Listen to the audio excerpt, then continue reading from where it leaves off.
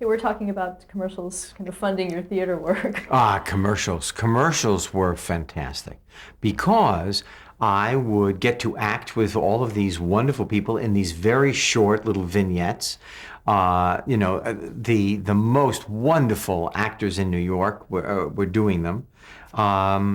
And they paid my way. They paid my apartment. I had an apartment on West End Avenue that I sublet from Louis Stadlin, who was a Broadway actor. And I paid $174 a month for a bedroom, a living room, and an eat-in kitchen. Unheard of as I'm speaking today. Something like that would be over $2,000. So I'm living in this apartment. I'm doing commercials. I'm trying out for plays. I tried out. Alan Arkin directed Sunshine Boys on Broadway, which was written by Neil Simon, and Louis Stadlin got it. I didn't. And but I did these commercials, and I would do these plays for free. And I went to the Manhattan Theater Club across town. Before it was on the west side, it was on the east side, and we did, very important drama, like The Marriage by Bertolt Komorowski, which was actually about the fact that the communication between two people was God. We were the high priests of communication, and the communication between us was God. 3 hours and a half it took to tell that story. And then earlier you asked me what one of my first television jobs was, and it was an under five. An under five is when you have less than 5 lines. I delivered a telegram with my long hair under a Western Union hat on Another World in Brooklyn. I was an extra. Now, in these commercials and things, were you playing a type? I mean, was there a... Yeah, I played a nebbish kind of kid. I played the son. In Sanka Coffee, I was kind of like, wow, I'm with you, Sally. Would I like to come in for a cup of coffee? Oh, yeah, please. Sanka? Oh, thank you. Yeah, so I played little characters. Were people recognizing you on the street? I don't remember from that.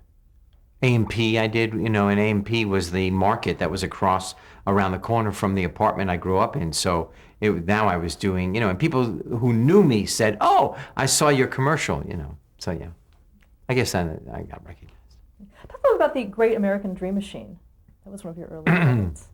The Great American Dream Machine was a pilot that we did. And I believe we used Story Theater again. And it was on PBS. And I was hired as part of the repertory company. But it didn't last long, as I remember. But that is a faded memory. Yeah, there were really fabulous improvisers in that company. Maybe Alice Payton was in that company. And that I just remembered that I was surrounded by unbelievably talented story theater kind of folk. I want to ask you, too, about Off the Wall, New York. Off the Wall. Off the Wall was an improvisational company. Mark Lano, who then moved out here and then took over the improv or helped manage the improv. His wife, Joanne Astrow, who moved out here and became a manager. Mark Flanagan, who moved out here and became a writer. Nikki Flax, who moved to Texas and married a brain surgeon. And we rehearsed in the Lano's apartment in the Village. And Claudia Lano was in the back room. She was 9. And we would rehearse till like 3 a.m. I would go home. I would wake up, and at 6 o'clock I would report to the set of The Lords of Flatbush. I would shoot the Lords of Flatbush all day and then go and rehearse this evening of improv. And we performed all over New York City in different clubs. Then I had to leave, and I did a Broadway play called 42 Seconds from Broadway, which was now March 1973. Opened and closed in one night. My mother couldn't get over it. This is funny. What is I thinking? I don't want it to close. I don't understand this. Very good play. All right. So but I made up my mind at that moment. Now this is where tenacity comes in. This is where, if you will it, it is not a dream comes in. I made up my mind. I had no idea how. I had no idea when, that I was going to make this right. I was not just going to be on Broadway for one night, that it was going to open and close like that. Okay, so that's in my mind. But I mean, that's in my mind. I want this. I want to make this right. That was March. Then we did the Lords of Flatbush. We reshot some scenes in September for the Lords of Flatbush. Was that your first feature? The Lords of Flatbush was my first feature.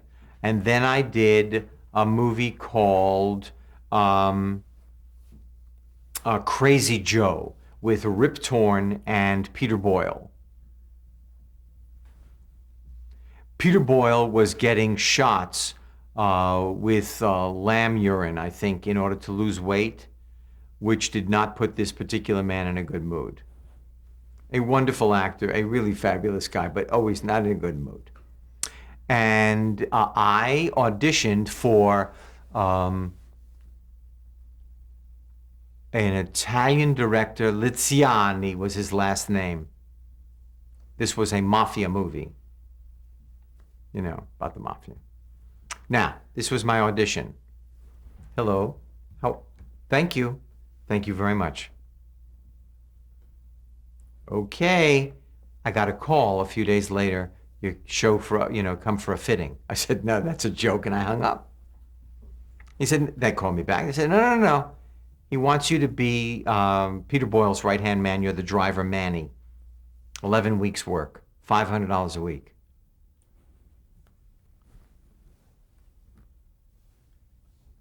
Mike. Okay. I was Manny in this movie. And we had shootouts, and we went to the mattresses. Hervé Villachez was in my gang. And this was amazing. Then we did another day on the Lords of Flatbush. And I said to Mark Lano, the whole time we are performing and rehearsing off the wall. And then I said, you know what? My agent at the time was Joan Scott, Writers and Artists. But it was the Joan Scott agency at the time. And the agent in New York said to me, I think it's time for you to go to California. And I was freaked out. I never thought of going to California. I thought of myself as short. I had a big, I was like, I don't know, all these actors were named Chad. It took me 2 weeks of talking to anybody, strangers. So what do you think? Do you think I should go to California? I don't know you. Why would you go to California? Well, I want to be an actor. Well, I guess that's a good idea then. I talked to anybody. I was anxiety-ridden about going to California. Why did she think it was a good time for you? I don't know. But now, Joan did not think it was a good time for me. John thought it was a good time for me. And I went, I made enough money for 1 month through my commercials to go to California. The people in Off the Wall were really angry with me that I was leaving the group. And I thought to myself, wow, I'm really feeling bad that they are angry with me. I feel guilty that they're angry with me, but I think now I have to do this. I mean, I think maybe it's right. Why would they not understand? If someone was going and I, okay, well, okay. So I went to California for a month. I flew out with Perry King on American Airlines. I think it was like Flight 1. And we landed at 2:45 in the afternoon, terra firma, California, at 2:18 in the afternoon. But I don't remember completely. No, but anyway, so there we were. And this is how nuts I am. I went to Joan Scott's office with my bag, and I thought she was going to send me out on an interview at that moment, because there was still a lot of the day left. She said, "Don't you want to acclimate?" I said, "Acclimate? I don't care about acclimating. I want to get a job." She said, "Well, I don't know if you've made the right decision. I don't know. You know, this is different here." I went, "I've just made a 3,000-mile, $1,000 mistake. What do you mean?" So I rented a room in a house on Beechwood Canyon from a woman who was a belly dancer and another woman who wrote for the Free Press. They shared a house, and I rented their room. They had 2 cats. The cats were bald because all of their hair was on my clothing. And I rented a Capri. That was the closest I could get to a sports car, this little green Capri. And I drove all over the place, and I went 5 days into my stay here. I went to Radford Studios in Studio City, which is now owned by CBS. Mary Tyler Moore was shooting there. Gunsmoke was shooting there. I went to audition for Mary Tyler Moore. I got the job. 5 days in, I got the job. I was on Mary Tyler Moore. I had 4 lines. We'll talk about that episode a little bit in filming it. Betty White was having a dinner party at Mary's apartment. They were serving veal orloff. I met Ed Asner for the first time. And Jim Brooks and Alan Burns were running the show. And I was Rhoda's date. And Valerie Harper. And I was just fired. "Hi, I'm Steve Waldman. I was just fired." I answered the door to let all the guests in. And I just went with my muse, and I ad-libbed, and they let me put it in. So I ad-libbed my little part of 4 lines to 8 lines. I went to the producer, Ed Weinberger. And Ed, a brilliant man, sitting behind his desk, and I went in, this was the audition, or the meeting, and he said, "Well, we don't have a script yet, but I know that you are going to sit at a desk, at a table by yourself at this dinner party, and you're going to say, 'Please pass the salt.'" While we're talking, I emptied a glass of pencils on his desk. I picked up a pencil, I clinked the glass, and I said, "Look, don't bother yourself. If you have a moment, could you just pass the salt?" And then we went back to talking.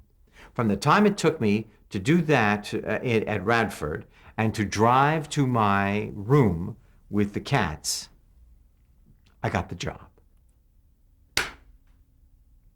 And I'm there, and I'm sitting around with them, and I'm working in Hollywood. I got a Hollywood thing. I'm a thing. I'm a person in Hollywood.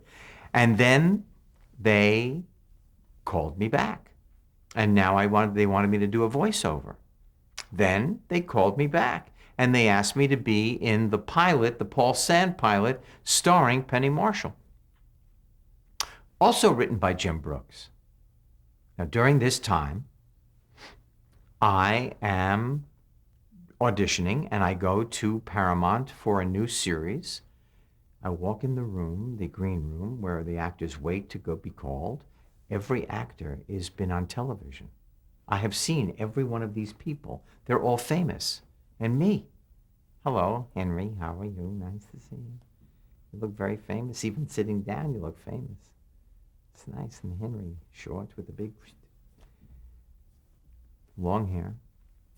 I get called in. I figured, well, honesty is a great policy. This sweat stain is in direct correlation to the fear that is running through my body. I just thought I would let you know. I had 6 lines. I'm reading with a guy. I made a decision that I was going to make the guy sit down. I'd be the only one standing in the room. I used the 6 lines. He sat down. I threw the script up in the air. I sauntered out of the room. On my birthday, they called and said, would you like to play this character? I said, you let me show the other side, the emotional side. You know, when he takes off his leather jacket, who does he have to be cool for? It's got to be another side. It'll be my pleasure. Tom Miller said, okay. The producer, the executive producer. And I was doing a pilot. I went home for Thanksgiving, and I broke up with my girlfriend, Glenda Miller, who was never really forthcoming in the year or 2 that I spent with her. So I finally got the courage to say, well, you know what, you probably don't like me very much, and I'm going to California. And I walked into my apartment. I'm there 10 minutes after I left from, and Glenda is on the phone. Well, you know, we've spent so much time together, maybe we should. I said, no, it's okay. It'll be like good for a month, and then you won't like the size of my underwear again. It'll be a terrible thing. So I'm starting a new life. Charlie Haid helped me find an apartment. He was on Hill Street Blues, and he's now a director, great director. And he was married to Penny. They had a baby. They had a lab. They were staying at the Sunset Marquis. I lived on his couch. He took me one day. We found an apartment with a wet bar. He said, you'll entertain. Here's your bedroom. There's your bathroom. Goodbye. I now was living on Laurel Avenue, up the street from Greenblatt's in Hollywood, in my Capri. The show is picked up. What show was it? Happy Days. Happy Days is picked up. We're going to do, it's a 1-camera comedy. So we do it like a little movie. We shoot each episode in about 3.5 days. I can't wear leather because ABC believes that I would be associated with crime if I wore leather, so I'm wearing a McGregor golf jacket. One was beige and one was puce, or something like that. And I can't ride a motorcycle. So one of the first days on the set, they say, look, you just have to go 5 feet. We're inside. You just have to pull up. And so I, being dyslexic, had no idea what the bing and the boom and the bing and the boom, and got to turn it and pull it. And I gunned it and rammed into the sound truck, nearly killed the director of photography, put the bike down, slid under the truck, and they took the bike out first because they rented that. And then they said, are you okay? And they said, probably we're never going to let you do that again. And so for the next 10 years, they put me on a board on wheels and pulled me. And I looked like I've never ridden a motorcycle again in my life. Let's go back. How was the character described to you when you first auditioned? How did you? It was tough. You know, a tough guy. He was somebody that Gary Marshall knew in the Bronx. I made a deal with myself that I would never comb my hair. I would never chew gum. I would never wear a Garrison belt, you know, those big thick belts they wore in the 50s with the buckle off to the side. I'd never have cigarettes in my sleeve because every actor who ever played this character did that. Second day on the set, they said, go comb your hair. I said, no, I can't do that because I made a promise to myself that I'm not going to do that. He said, it's written here. The producer said, you're going to do it, you're going to do it. I went, oh. Okay, now I got to be true to myself, but I can't be disrespectful. So I walked to the mirror, took out my comb. Hey, I don't have to because it's perfect. And that's how that moment came to be. I was being true to myself, but I had to do what was written. And that became the, the kind of like seminal moment of the character. When did you know that you had the character? Oh, I got called on my birthday. Tom Miller called me and said, would you like to play the character? And I said, if you let me show the emotional side to him, it would be my pleasure. Describe the character. I mean, The Fonz was, first of all, he was my alter ego. He was everybody I wasn't. You know, I was a bowl of jelly in my life, not very confident on the one hand, and yet would put one foot in front of the other and just keep moving forward on the other. He was in charge. He was confident. He was just new, you know? And he was everybody that I ever wanted to have some part of in my body. And I made him loyal to his friends. You know, he took very good care of his friends. Do not mess with my friends, or I will eat your heart. You know, I think there was also a tremendous underlying anger. There are so many people who try to be the Fonz, and they forget the undercurrent, you know, that was underneath him. how were you able to play that? What did you use for that? Probably the anger that I had that I didn't have any idea how to express, you know, for being called stupid and being grounded and, you know, whatever it is, the thing, you know, just all that cauldron in there. Did you understand him right from the beginning? And then he grew. I understood also he spoke too much sometimes. You know, they would write paragraphs for me, and I reduced language to sound. Hey, you know, whoa, which was my favorite sport at the time, which was horseback riding. Whoa, get over here. So that all just came from you? Yeah. I think the thumb was written in, you know, putting up the thumb. I think they wrote that. But I just, you know, I reduced language to sound. You know, there was a scene where they wanted me to pray to God, to thank God for the meal I'm going to have with the Cunninghams. You know, well, look at the veggies, and we're sitting here together, the family, there's bread on the table. And I said, I promise you I can do this with one sound. I went, hey, God. Whoa.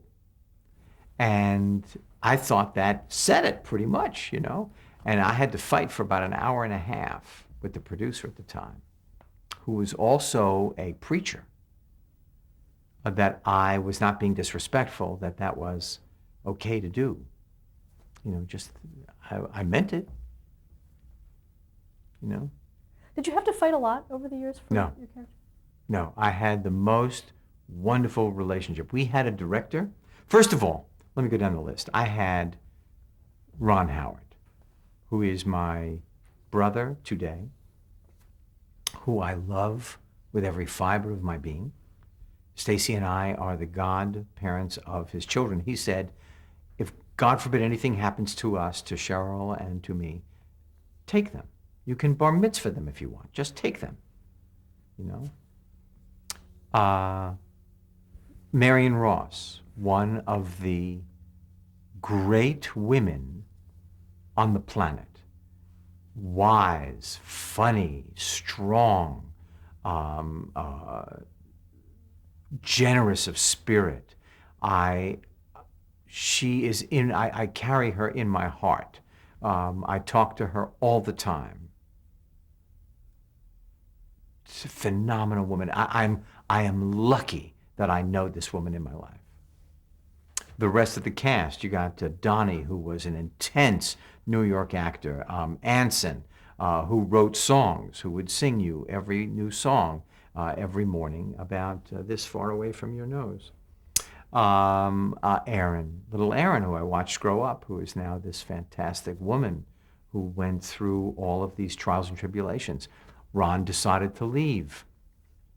And in the 7th year, I got a phone call in the blue phone booth that was next to the donuts. He said, Henry, I've got to tell you, I'm not coming. I said, what do you mean not coming?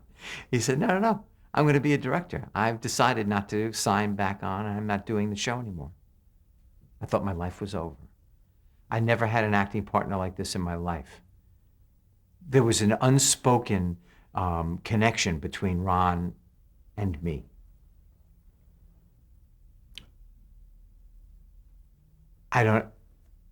Scott Baio Well, what about the characters, the Fonz and the Richie characters? and Richie, they were yin and yang. They made the full circle.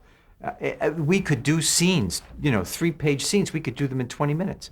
We could rehearse them. We could ad-lib them. We could memorize them and shoot it 3 times in 20 minutes. I went where he went where I went. It was uncanny. It was uncanny.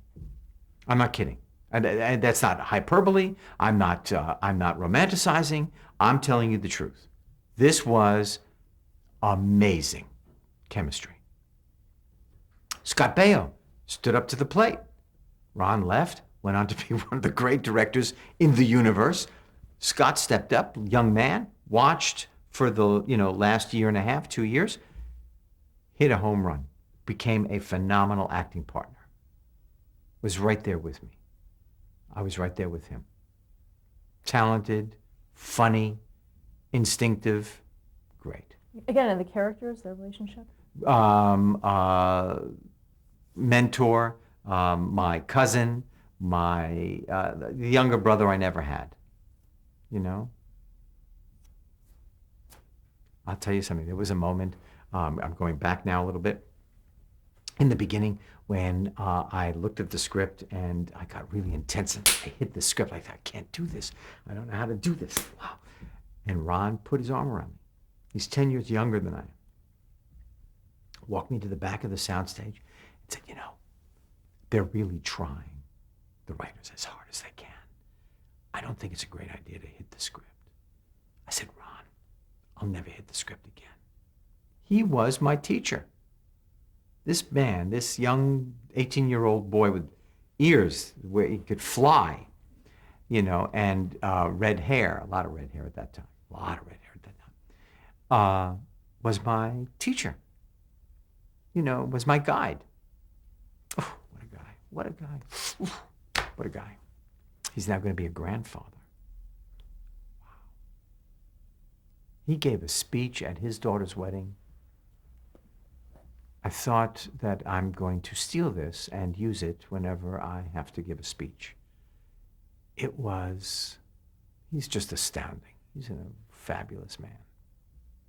Then we had Jerry Paris, our director, who directed, I think, he directed 230 of the 255 episodes. He directed 230 of them. This man, the cast would lay down in traffic for him. He wore a red sweater. He was forbidden to pick up the microphone and talk to the audience because he was nuts. He would yell at them. He would start off okay. Hey, where are you from? Japan. Nice. Why don't you keep your cars to yourself? Then he would go, But as an actor, you're doing 8 shows in a row, you go dry.